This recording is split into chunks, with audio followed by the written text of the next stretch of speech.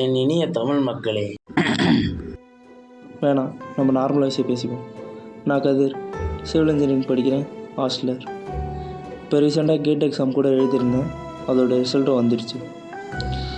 நாங்கள் எங்கள் ரூமில் மொத்தம் 3 பேர், ஒவ்வொருத்தரும் ஒவ்வொரு விதம். இவன் ஜோசப் எப்பவும் ஃபோனும் கையோடு இருப்பான், அப்படி யார் கூட தான் பேசுகிறான்னு தெரியல.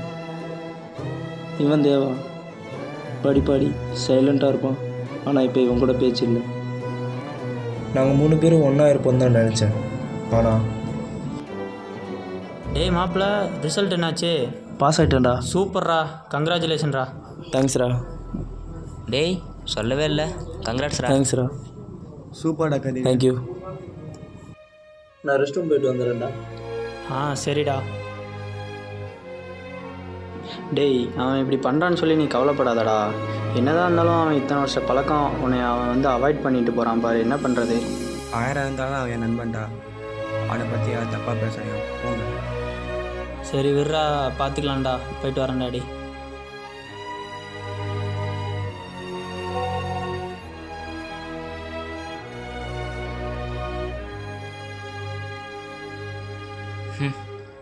கூடவே இருந்து ஏமாத்திட்டீங்களடா.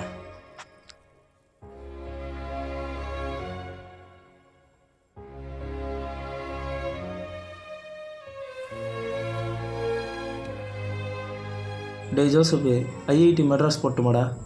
என்கிட்ட ஏன்டா கேட்குற, அவகிட்டே கேட்குறேன்டா. யாரடா சொல்கிற? நடிக்காதடா, ஒன்றுமே தெரியாத மாதிரி. இப்போ தெரியுதாடா? டே ஜோசப்பு, நீ நினைக்கிற மாதிரி இல்லைடா. போதும்டா, ஒன்றும் சொல்ல வேணாம். தினேஷ், இப்போ இந்த லேப்டாப் எடுத்துட்டு வாடா. டேய் ஜோசப், லேப்டாப் பேட்டர்டா.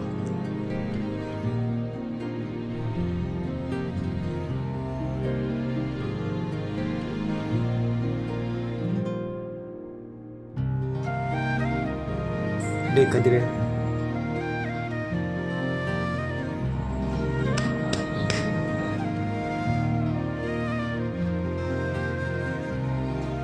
வாழ்க்கை என்றைக்கும் நம்ம நினச்ச மாதிரி இருக்கிறது இல்லை.